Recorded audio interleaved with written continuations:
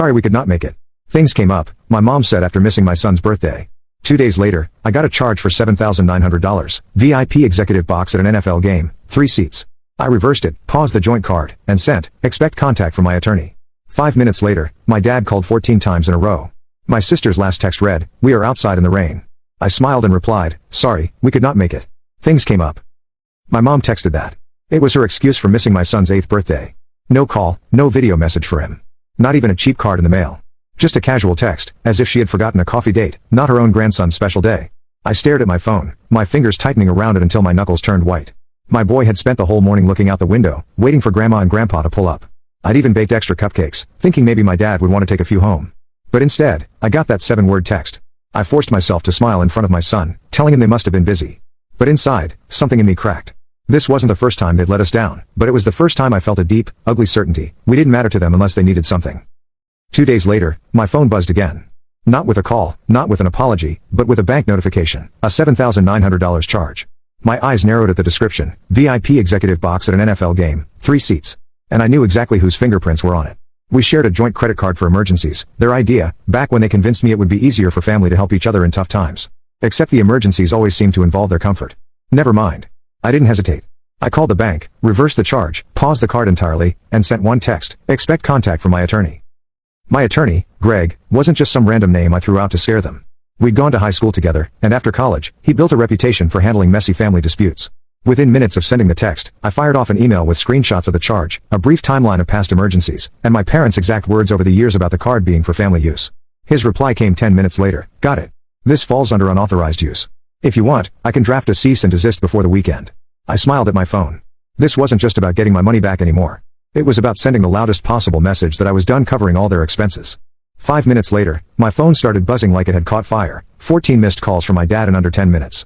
He never called that much unless he was in trouble. Then the cherry on top, a frantic message from my sister, "We are outside in the rain."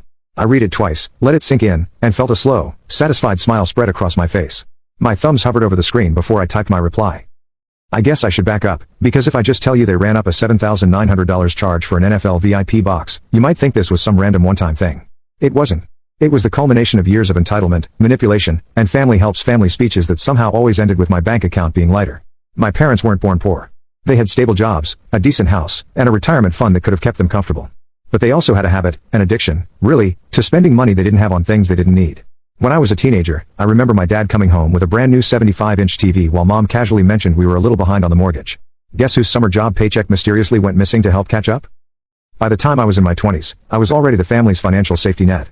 Mom needed dental work? I covered it. Dad's truck broke down? I paid the mechanic.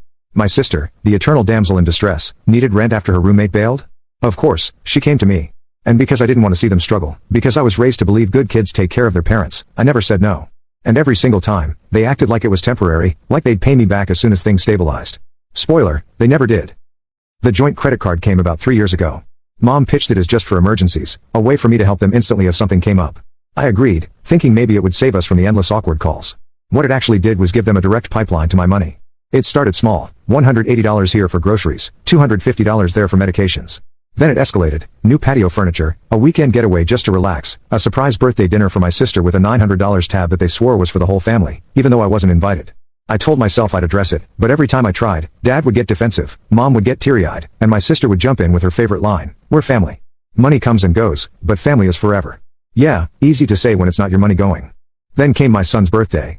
I kept my expectations low. Maybe they'd bring a small gift, maybe they'd just show up and have some cake. But not even showing up?